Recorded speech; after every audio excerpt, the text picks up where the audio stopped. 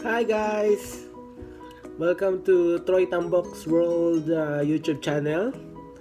Ako nga pala ang kanyang papa. And today, mag-unbox tayo ng binili ko sa Sako. Actually, hindi naman ako bumili. Yung kaibigang Saudi. Nagkaroon kasi ng promo from 589 riyals. Nabili lang namin ng 382 riyals. So, may savings ko na 207 something. Yan. So, let's see. Ito yung binili ko. Binili namin na Stanley Cordless Hammer Drill. So guys, this is a 18 volts lithium hammer drill made by Stanley. So, kita mo naman. Ito yung kanyang box. You will see it. Okay. Tapos, ito yung mga warning ano niya. Ito nga pala yung resibo.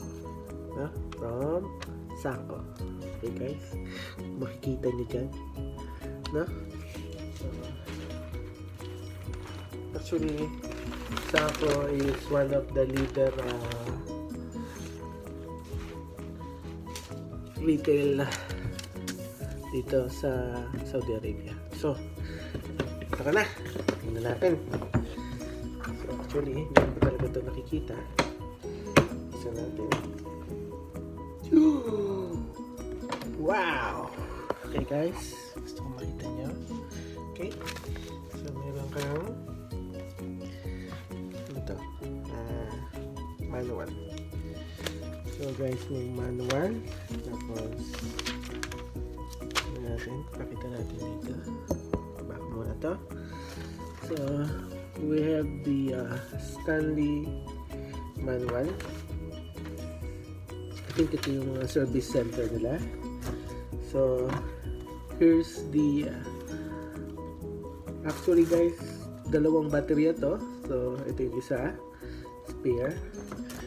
So this is the charger. Lithium, kita nyo. Okay, and this you have the 3-prong jack. So ito na guys. See, this is the drill. Plastic pa siya. Okay. So, ito yung isa pang battery, nakasaksak. Hindi ko lang alam kung paano i-release, pero ito try na lang natin. Siguro panoorin nyo na lang yun sa susunod na video ko para masubukan natin at ma-review natin yung kanyang nailaw. Nailaw siya. I guess nakasara siya. Ayun. So, meron siyang sequence here. Tsaka one. Think. Ayan. Ito yung selector. Ayan. Depende. Merong mga torque. So, see?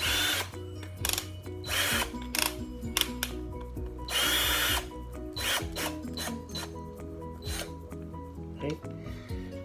Kaso wala siyang kasamang drill guys, but anyhow, it's very decent na. Can't wait to use it sa bahay ni Troy. So there you are.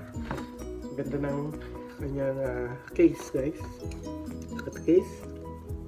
See? So there you have it. My Stanley 18 volts hammer cordless drill with their charger and a spare battery. See you guys!